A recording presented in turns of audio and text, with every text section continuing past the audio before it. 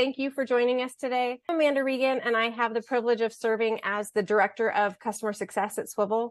It's an absolute pleasure to be here with all of you as we continue this series. I've learned a ton over the last few weeks, and I know we've seen a lot of familiar faces, so I'm assuming you guys are learning a lot too. And today is a very special day for our presentation here. Not only will we be learning from our presenter, but I'm going to be introducing you to our newest product, Mir. I'm really excited about it. Artificial intelligence and other technologies are fundamentally reshaping the way we teach and learn. Mir is new, exciting, and innovative, something we've been working on for over 3 years. And we spend a lot of our time developing our products and listening to our customers. We've built Mir by focusing on what's happening tomorrow. So what skills do students need to thrive in an AI world is the question we've been asking ourselves. Recognizing this transformative era, we started the Adaptability Initiative. It's a vital component of this initiative is our collaboration with thought leaders like Alfonso. We're excited to hear his insights and share his expertise with everyone. Following Alfonso's presentation, I will walk through the Mir product roadmap. We'll learn a little bit more. Now, I want to introduce our presenter. Alfonso Mendoza Jr. is an instructional technologist, podcaster, and Google innovator from South Texas. He found his true calling and passion when he became a teacher and taught for 11 years, developing a passion for technology. Alfonso has his master's in education technology, e-learning certification, and technology leadership certification, along with his technology director certificate. Wait, there's more. He's working on his doctorate in curriculum and instruction with an emphasis in education technology. Alfonso is also a podcaster and host of My EdTech Life. He blogs and loves to share his story and passion for education with others. Alfonso, I'm turning it over to you. Thank you so much. I really appreciate that, Amanda. Thank you so much for the warm welcome.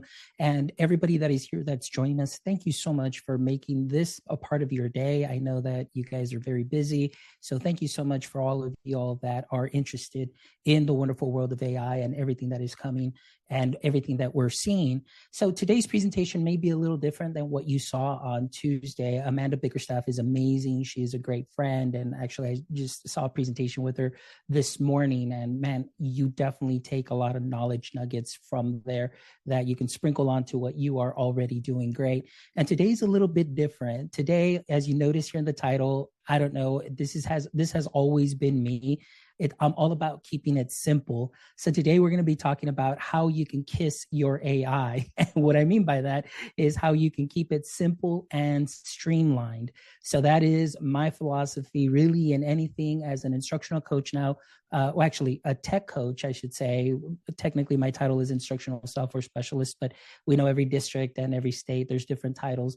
But I'm all about keeping it simple, allowing my teachers to experiment, to have fun, to just get clicky with it, and never to overwhelm them or have them feel burdened by any technology that is out there. So today we're going to be talking about, some simple steps for you. There's so much that is out there that even for myself and even for anybody that has been in this space, just a lot of stuff that we are having to just curate and glean through and so much. And it could be overwhelming because then you get that FOMO because the next thing came up and so on. So we're going to talk a little bit about that and how just to focus on yourself, focus on your practice, and just so we can go ahead and encourage you to not feel overwhelmed and overburdened by AI. So today, I'm going to go ahead and talk to you about kissing your AI, keeping it streamlined and simple.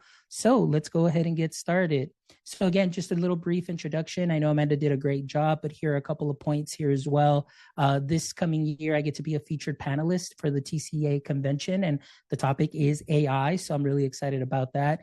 And then just a couple of other accolades there as well. I believe you will get a copy of this presentation also, but let's just dive right in, guys. Keeping AI simple. So like we talked about, a couple of points here that I talked about, and then we're going to expand on this. Keeping it simple and streamlined, like I mentioned, as an instructional technologist, I have always been about keeping it simple. Actually, my background is in business and sales. Before I got into education, there was a fork in the road moment where I had to make a decision. And because of family issues, I had to change jobs. And I fell into education and I absolutely fell in love with it. But alongside with that, just because of the marketing and sales aspect of it, I became very practical, use in the classroom and just trying to simplify things, not only for myself, but for my students as well. That is always the goal, to make things as simple for them as possible, but also enhancing that learning experience and having them dive in a little bit more and experiment. So that's what I share within my community and within my learning community and district community, is just how to keep things simple. The other thing that I want to look at today is we need to treat AI as an instrument. I know we mentioned tools, and and there's nothing wrong with calling AI a tool, but I always refer to the platforms that I use as instruments, because I focus on the AI, like it mentions here, as an instrument rather than a replacement. So oftentimes there's a certain thing that you need to complete, then there's a certain instrument for that as well. So again, we're not worried, and we shouldn't be worried about AI just completely substituting us altogether. But really what we're looking for is just to help enhance our productivity, but also enhance that learning experience. But like I mentioned today, we're focusing on you. We're focusing on your mental health, on anything that can help you just navigate this space that is so full of AI tools right now, or instruments, I should say. Practice makes perfect, as we know. In anything and all things, if we want to get good at something, we definitely need to practice. And with AI, it's definitely no different. Start small, grow gradually. Again, I always tell my teachers when I'm rolling anything out, it's like, hey, let's just start off with the most basic, introduce it, sprinkle it onto what you're doing great. And as you get better and as we practice more, you can go in and dive in a little bit deeper and a little bit deeper. And that's the way that we continue to grow and expand our knowledge. And also, one of the things is overcoming that FOMO, that fear of missing out. Because what if you select that one tool and that one tool is working for you, but then all of a sudden on social media, you see, hey, this person is saying that this tool does this and this tool does this and this tool does this. And it's like, oh, I better jump on that. And then you're jumping on something else and it's a different platform. And now you have to relearn that, which may also cause some tech burden or tech burnout, or, just that anxiety and feeling overwhelmed. So today I definitely want to give you some tips on how to overcome that AI FOMO as well. So again, don't get overwhelmed. Ladies and gentlemen, since November of last year, almost a year now, we have been going through an epic time of change.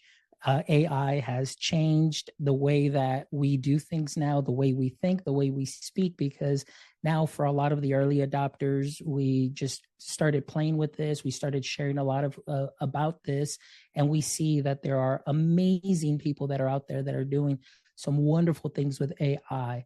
But oftentimes, even for myself that have been in this space for a long time, you have a tendency to feel a little overwhelmed with so much that is out there. And you almost feel like you're just barely treading water and holding your head up over water with so much. So today, like I said, with keeping it simple, let's talk about your teacher practice, whether it's teacher, leader, district leader, or paraprofessional. It doesn't matter what role you play within your district.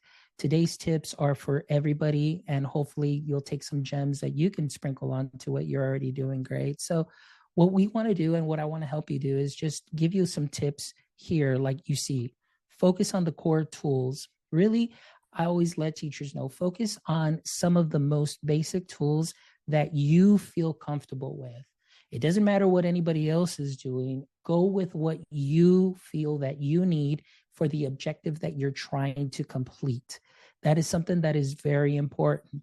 There are many tools out there that really, replicate many of the things that you're trying to do or you're trying to solve. But all that matters is the one that is easiest for you to accomplish what you need. And in this case, also to help you achieve those learning objectives for your students. So that's something that is very important. So you don't feel overwhelmed. So again, it's okay that you don't have 10 tools in your arsenal, to be able to use at any given time. But all that you really need is just one good tool and great practice. And you can still make a world of a difference for yourself and make a world of a difference for your students as well. Streamlining your workflow, by simplifying the tool set to specifically what you need and specifically what works for your students, that will alleviate some of that burden as well. You're able to work, you're able to catch or get into that flow state of knowing what it is that you need to do, what tools will integrate and align with your standards. One thing that I always emphasize with my teachers is the following. There isn't a perfect tool out there or a perfect instrument, because a lot of the instruments that are out there are not standards aligned or standards based. Sure, we can copy our standards into these tools and maybe get some ideas, or it'll give us, just an output, but we need to make sure that we clearly know our state standards, and the reason I take that seriously is because, that is what our state demands that teachers share with the students, and that knowledge that they need to have. And many times we do not dive into the standards, and sometimes we rely so much on our love lessons, or we rely a lot on, TPT and so on and so forth. So please make sure that any instrument or any tool that you're going to be using is something that that is going to give you an output that aligns very well with your goals, your state standards, and also can help you be more efficient and productive in the process. Stay minimalistic. Again, I know it's very repetitive that we're going to hear that today, but again, with the plethora of tools that are out there, we can very easily get distracted and say, oh, well, this tool does this, but that one has that one additional bell and whistle that maybe doesn't have, any like maybe, or may carry any weight as far as the practice, the pedagogy, and what you're trying to deliver. So oftentimes we really need to fight that urge to just jump on. That could be something that we can kind of do on our spare time to kind of try it out and see if it works, and maybe slowly implement it, or maybe substituting for what it is that you're doing. But keep in mind that many times jumping from platform to platform, that's also burdensome for the students as well, as they may need to know new logins, notifications. Parents may want notifications and they're not getting notifications. All your data is in many platforms instead of one. So those are some things to consider as well, because if you're trying to get, data for your class, depend on how well they're doing, now you've got so many platforms that you need to dive into. And we inadvertently, because we're trying to try as many tools as possible, now we're having to log into several platforms just to get data as well. And then parents are getting notifications from 10 or 12 apps, and that can also be burdensome. So just some practical tips there that we can follow. So instruments, why do I say, any platform or that we use, even AI, we should treat this as an instrument? Well, like I mentioned to you earlier, practice makes perfect. Many times what happens is, we may try something new. For example, let's say you're starting to learn how to play guitar and you felt inspired. You went to a concert and you saw somebody just play guitar and you're like, oh, I think I can do that. I want to do that. And you start practicing and playing, and you buy yourself a guitar, maybe not an expensive one, or maybe you go all out and get an expensive one. But then all of a sudden, feel like, oh my gosh, I'm not progressing as fast as I should. Well, no, because this is something that is new. But the more that you practice with this tool, with this instrument, with this platform, it's definitely going to help you enhance your skills, but also it's going to give you that ease of knowing that as you deliver anything out from that tool or that instrument, it's really going to be something that is aligned to what we mentioned, your learning objectives, something that is aligned to your standards. So it's okay to practice these. Understand that with AI, all your outputs depend on your input. Oftentimes what happens is we say, we can try an AI app and say, this thing doesn't work. The output is no good. Well, really, it's not, the platform's fault. It's our fault. Like, we need to work on this a little bit more. Many times it's like, oh, no, it's the tech. Well, now, because of the way that we prompt, these instruments, we are the ones that are responsible for what output it gives us as well. But it's also a responsibility to make sure that we look through that output and make sure that is pertinent, and that data is something that is useful, and that it's not something that it's just thrown together in the form of a hallucination. We need to embrace those challenges because, like I mentioned to you, with AI, it's definitely changing our teaching practice for many of the early adopters. And then, of course, for a lot of other teachers that may be just a little bit, and I don't want to say late in the game, but are just being very vigilant and observant. Many times those teachers as well, it does challenge them because now it's like, okay, is this something that's going to stick around? Is this something that's going to get better? When do I need to dive in and start using this?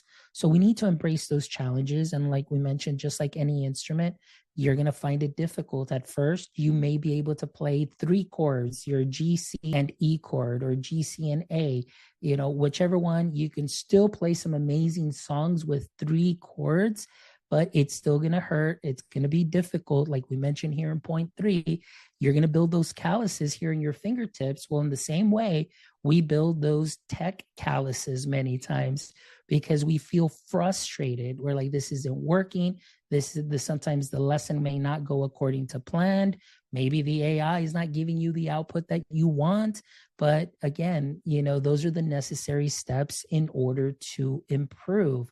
So keep that in mind, that in everything and in all things that you use, it is an instrument, and you want to make sure that you practice it.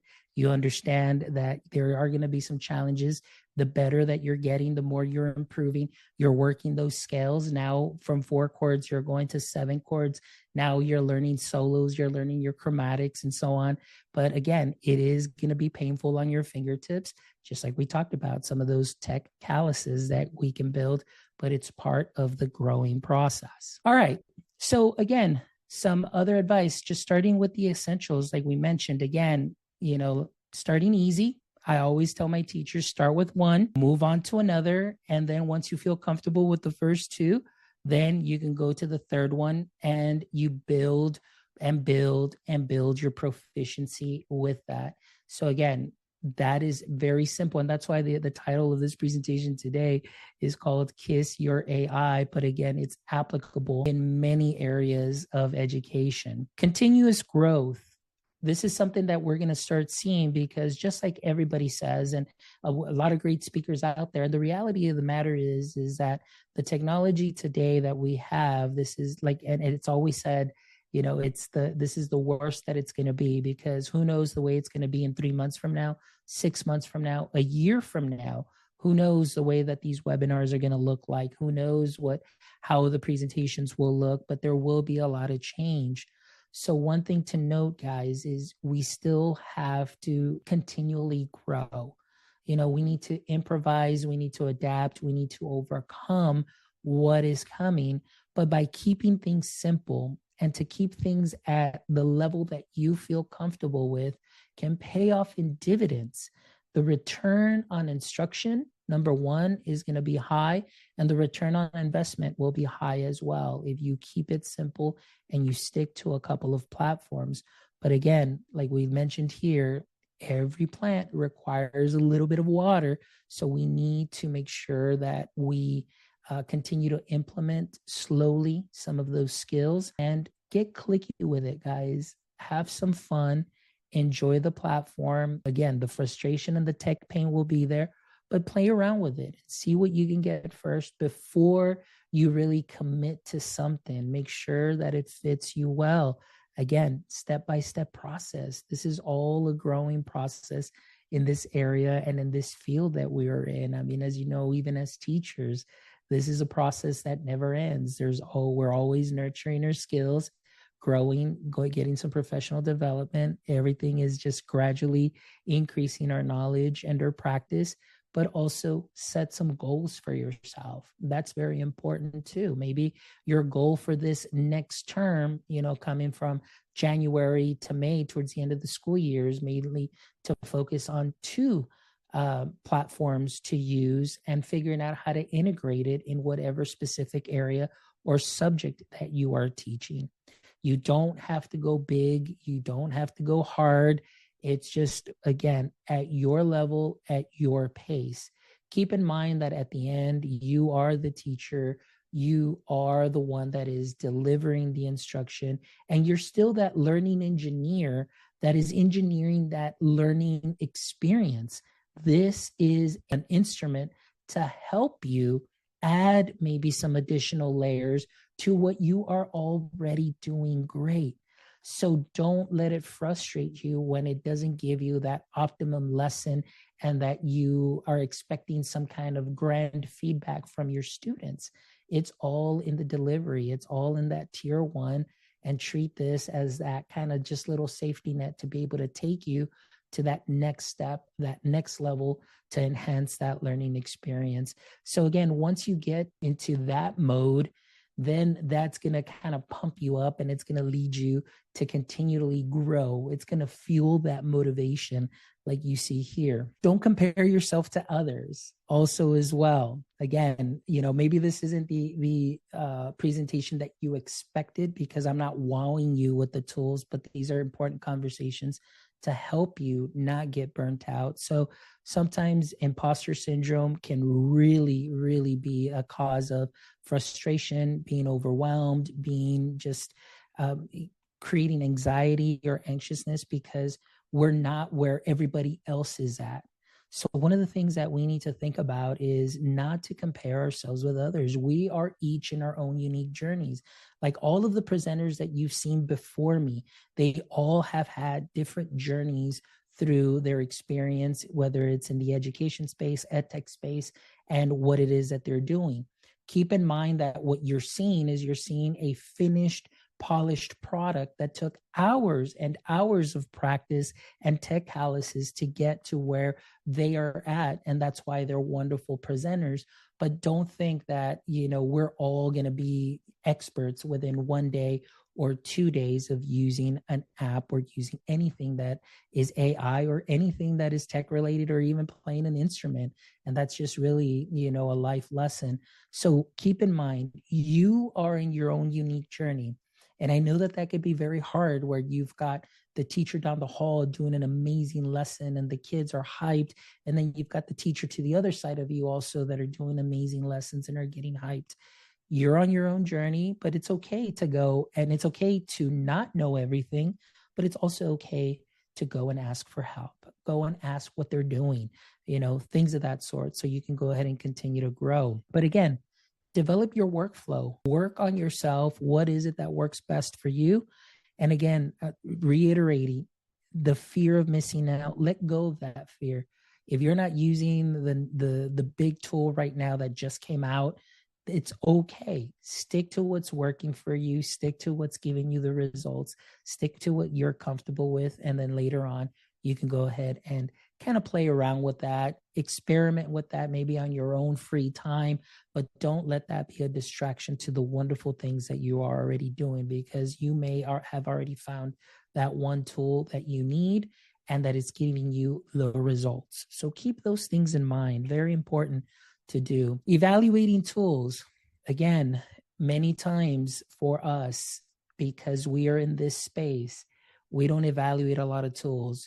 In my social media, it's very rare that you'll see me really, really promote a tool, because I'm one of those that I like to dive in deep before I share anything, because for me, it's my name that I'm putting out there. And let's say that tool doesn't work out for somebody the way that I expected it to, or the way we thought it would.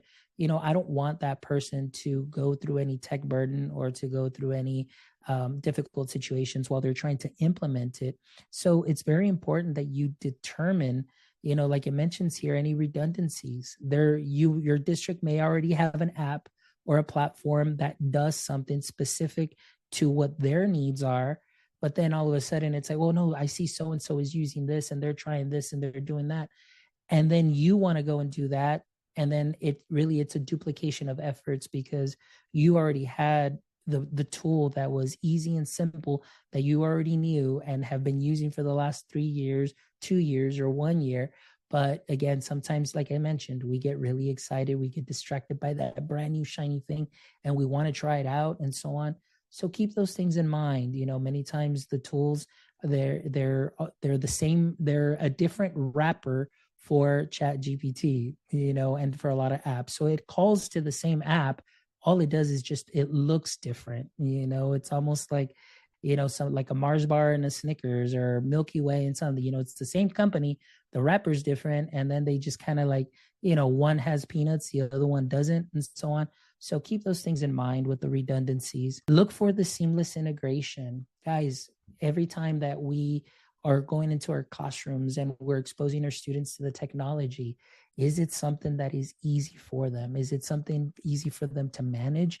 Is it something that is easy for you to manage? Do you have to learn a new other platform? Are you bringing in or importing other Google Classrooms or importing other apps and going through Clever or going through ClassLink and so on? A lot of that, we can definitely dial that down. And just again, by focusing on exactly what it is that you're trying to accomplish, many times we feel that we need to engage students with tech a lot. But oftentimes I've seen where a lot of students get engaged with just hands-on and creating also as well. So find that balance. It's very important that we do that also, but also optimize and automate. So this could be good for us as educators when we have, or we do have those, I guess I would say menial tasks, or sometimes we have a lot of that paperwork that we need to do. I know for my process, I'll tell you a story, we do UIL, which is our University Interscholastic League, where kids compete.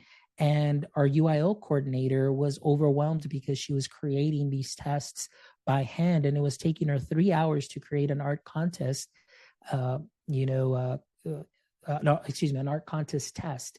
So I said, hey, give me an example. Give me the reading that this is coming from. And I found the wonderful tool. And in about 15 minutes, just because I had to tweak things to a specific way, specific questions, and so on, I was able to emulate a test. I went and showed it to her, and she was like, you did this in 15 minutes. I was like, yeah.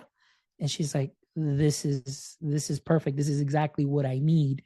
And then there were some little minor changes that we need to make, but I already had my prompt. I saved it, go back and tweak it. So for things of that sort too, as well, if you're a sponsor for an activity, if you're a sponsor for a club, if you just need to send notes home, emails, and so on, there is an instrument for that. So obviously we want to identify areas that we can definitely harness that power of AI. I'm going to tell you right now, as a podcaster, today I've built my first GPT bot, and it took me 6 minutes and 30 seconds to build that bot. And when I put my prompt in, it took 1 minute and 32 seconds to give me my episode questions. It gave me all my social media posts for all of my platforms, and it gave me my podcast episode description, all in 1 minute and 32 seconds by creating my GPT bot. So talk about automating time and getting time back. So those are some of the things that we need to look into and look for as we use and harness the power of these instruments. So again, also encourage you, unleash your creativity. Have some fun with these. Have some fun with like Adobe Express, with Canva, with all these other platforms that'll generate photos and things of that sort.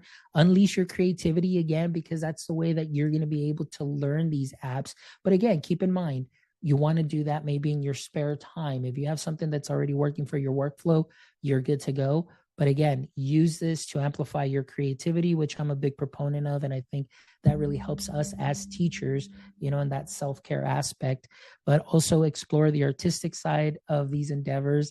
And then, of course, you're creating your technological symphony, which is the way that you can use a lot of these tools and a lot of these instruments together to definitely, work in harmony to do well for you and to do well for your learning outcomes. So that is something that is big. All right. Efficiency, simplify complete tasks, data-driven insights, streamline collaboration. Those are all things that you can do, but things that you need to explore very slowly and very cautiously, ladies and gentlemen. Again, understand that the AI is not perfect. Understand that there's still many things that are wrong with AI as far as the bias is concerned, as far as the data sets that they're training with. So I tell my teachers, just be cautious, because this is just a fancy word predictor. It's a linear equation that kind of spits things out and puts words together. So be very, very cautious. But again, it can help you alleviate your streamlining process. Like I mentioned, we're keeping it simple and we're keeping it streamlined for you. Again, instrumental partnerships, coming back to that word instrumental, it's very important that as we continue to move and we continue to grow, ladies and gentlemen, we partner up with our friends and our colleagues, our PLF, personal learning family, whether it's you're on social media or not. Go to your learning community, partner up, and build that collaboration. Work with one another, share what it is that you're doing to help each other grow. You're building each other up. So we definitely want to make sure that you are augmenting your skills, that you're continuously in that growth process, and always thinking ahead of how you may be able to implement that. Maybe not this semester, but maybe next semester, or for a specific assignment, for something that you may need. But it's always great to have that. But again, don't let that kind of cause you to deviate and stray and jump on from platform to platform. Use it, as you need it. But again, the support that you do get, like I mentioned to you right now, getting some of your time back. One of my biggest things when I roll out any new tech that my district wants me to roll out, I always find ways that tech is going to give teachers time back. So I'm very cautious with what we select, and I'm glad that I do get some input as to what we select, because I'm always looking to give teachers time back. So again, focus, leveraging, your knowledge and using AI to support you and, of course, help you with these challenging tasks that you may have, or even menial tasks. That's something that is important. And like I mentioned here, just, collective intelligence. Let's not forget about the human intelligence, guys. That's still a very important piece. We talk a lot about the artificial intelligence, but human intelligence still is far superior, I believe. And the way that we, collectively get together and meet with one another and share ideas, as we do in conferences or as we do on social media, I think that is something very important, and that we can definitely still continue to learn from each other's stories, and amplifying each other's experiences really helps with that. So that's definitely instrumental. And again, unleash your potential, like I mentioned before, with so many applications that are out there. It's great that it helps us really feel like superhumans. Like I mentioned to you, I built that little chat bot, or that little GPT bot, and I felt like a superhuman, that I had this power because I was able to take a task, or actually it did 3 tasks for me in 1 minute and 32 seconds that would normally take me about 45 minutes to do for my podcast. And that's because I haven't even gone into my regular work and create maybe a GPT for that too as well. But again, experiment, innovate, think beyond what your classroom setting is also, and think beyond of where your class is going. Because even if you teach 6th grade, think beyond that. When those 6th graders go to 12th grade, what are some of the skills that you can already start implementing and helping them out with, that as they continue from year to year with those learning experiences that you are engineering and you're building for them, that they personalize, they internalize, and it becomes part of them, that as they continue to move on from year to year, they can continue to revisit because it is in their skill set, and they can continue to help them grow and continuously. And again, we always talk about that continual learning aspect of it.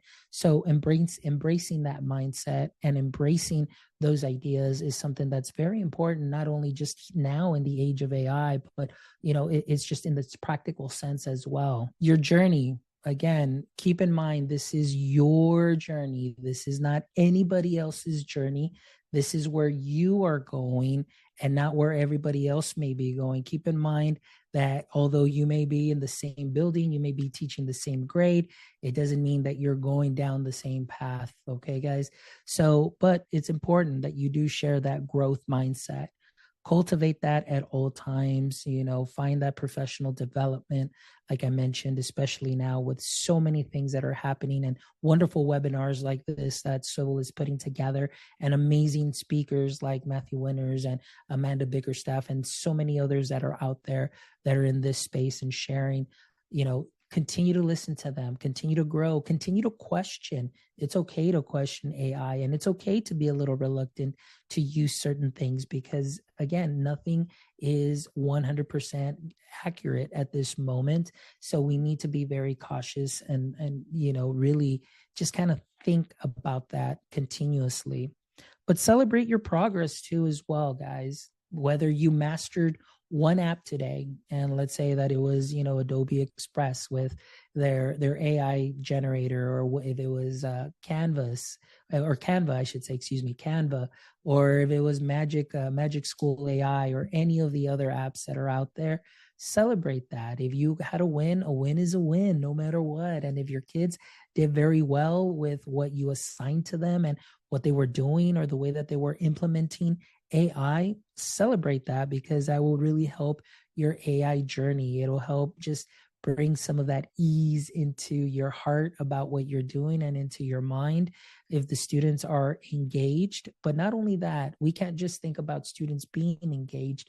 We have to make sure that we check that they do know the content and are mastering the content. So if you get both of those, where the students are engaged with the AI and they're mastering the content at a level that is different and you're taking it up a notch, celebrate those wins, share them out with the world, share what it is that you're doing, and most importantly, enjoying the process. Again, I know that as educators, and it doesn't matter what role you're in, you can be from superintendent all the way down to paraprofessional. I know that each of us has about 100 plates that are spinning at once, and sometimes they want to add 2 to 3 to 5 to 10 more plates. And how do we keep that going? Yeah, I know it's very difficult at times, but hopefully with tools that are available right now, that we have, that are out there, can definitely complete some of those tasks, get some of our time back, and definitely make the process more enjoyable to continue to learn and to continue to grow in this world that we live in, that is, in this education space, where AI is here and AI is here to stay, and it's only going to get better each year. So guys, I hope that today you have a different perspective about AI and your personal journey. Again, I wasn't here to wow you with a lot of apps and what you can do and so on, because those are things that I'm sure that you're very familiar with, or that you're already experimenting with. But I just wanted to touch on more, maybe on that human side and that heart side, that you may be feeling overwhelmed, that you may feel like you're not where you should be or where you need to be in comparison to somebody else. Keep in mind, this is your journey, and you can kiss your AI in any way that you want. So just keep it simple and keep it streamlined, guys. Thank you very much. I really appreciate you all and your time. And thank you so much for joining us. So I don't know, at this time, I'm going to go ahead and stop sharing. And maybe if there's any questions that might have popped up or anything at all, I would be happy to address those, or anything. I don't know, Amanda, is there anything else that, that you saw, or anybody want to ask anything? Nothing that I saw while we were behind the scenes. Okay. But if anybody has any questions, I'm sure he'd be happy. Everyone really was just so grateful that you were meeting them where they were during the presentation. It was fantastic. Thank you. Yes. And like I said, I know maybe it was just like, oh, maybe they're going to show some easy AI tool and so on. No, it's like, I think that this is an important conversation to have, as well as just really, like I said, balancing, knowing where you're at, and that it's okay that if you feel that you are at that advanced level early adopter and you're doing some great things, keep doing it, but try and bring people up around you too as well, and help them and help meet them where they're at. But today also, if you are just maybe a late adopter, or you're still very skeptical, and because there's so much you don't know where to start, I hope that today just kind of gave you a peace of mind that this is your journey, and I'm here to encourage you to continue in your journey and in what you're doing, and don't let what anybody else is doing, steer you or cause that panic or that anxiety or feeling overwhelmed. All right. You are where you need to be, and then just continue to grow. Jamila has a question. Her hand is raised, and we unmuted her. She's here. So she's going to go ahead and ask a question. We're excited. Thank you. Hi, it's not so much of a question that I have. I just want to say thanks to Alfonso. I've been to quite a few webinars over the past few months, and it has been very overwhelming. I appreciate, what technology can do for us, especially as a teacher. I'm an English language arts teacher, and I have also been a French teacher. And, the tech is there, but it's like my mind is just being blown, with all of the things that I can do. And it's just refreshing to see someone who is coming in and just letting us know that really we shouldn't be overwhelmed, and we should, as has been said, just kind of keep it simple, do what we can when we can, however we can do it. I find that my admin, they have been insisting on using tech, but I don't think they quite understand how much prep it takes and the glitches that can happen within the classroom. I mean, just this week, I had to ask admin to unblock Screencastify and Loom. I wanted my students to do a book report, and one of the options that I was giving them is to do a screen recording. So they would do a digital poster or flyer, but they have to explain, they have to be able to explain and express themselves, and they have to do that through a screen recording.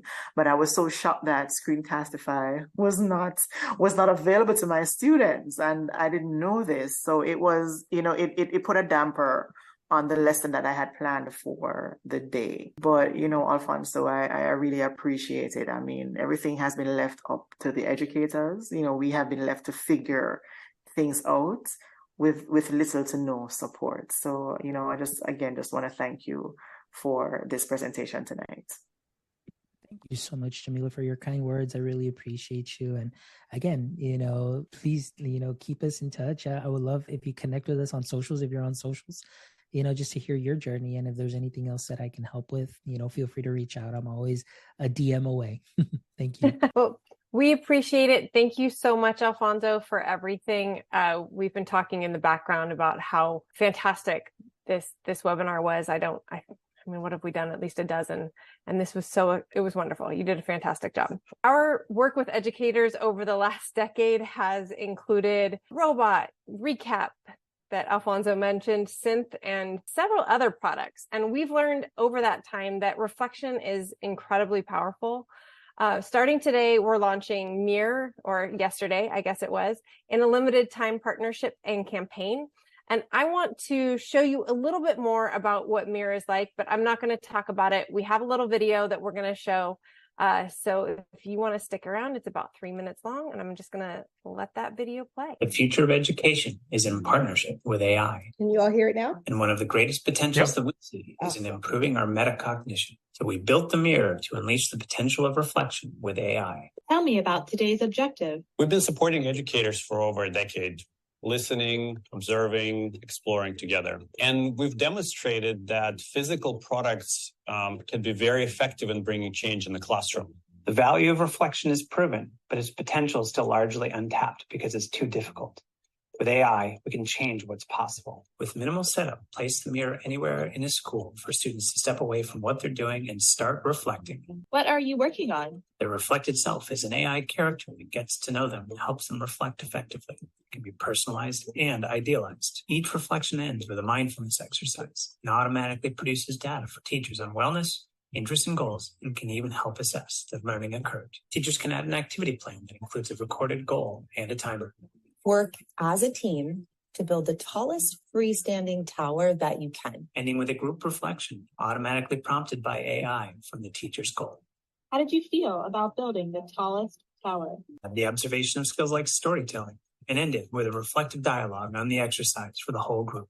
How did you research this story? Add mindful breaks to help students transition. Whiteboarding for visual thinking exercises. Calls with remote teachers, specialists, or students. Embed content, and eventually give controlled access to general AI where it makes sense. No matter the activity, it ends with a conversation with your reflected self. Everything is done under the control of the teacher to work in close partnership with their objectives. They can even use Mirror to observe and reflect on their own objectives too. The Mirror device is a portable, ruggedized system with a 180-degree camera, array and remote microphones, and speakers that help AI come to life in the classroom, made specifically with an emphasis on collaboration and higher order skill development. The opportunity that we have with this technology is to radically improve the conversations that we have with ourselves, to not only improve self-awareness, but to help everyone act more in alignment with their goals and the goals of others than ever before. We know that there are a lot of innovative educators out there, and we would love to partner with you to make this technology exactly what you need. All right. Well, I hope you enjoyed watching that video. Our launch campaign is really all about sharing the news of this new technology. We're going to send you a link to the video. I think Vince dropped it in the chat. Please share it with other educators interested in technology and innovation. If you do this before December 10th, you will be entered to win one of 5 free mirrors. The video can be shared directly from our website. If you're interested in purchasing a mirror, we're offering several discounts and incentives through January of 2024. We'll drop the link to request a consult in the chat, just in case you want to pursue that right now. We know that schools have varying funding levels, so to include innovative schools with fewer funds, the first 100 mirror units that are bought will have a second unit donated to another school. Your job after today, watch the video again, share it with somebody else. Together, we can revolutionize how we reflect and improve education for our students. I'm looking forward to collaborating with you, and we are excited about the educational opportunities that lie ahead. Thank you for your time, and have a great night. Have a good evening, everyone.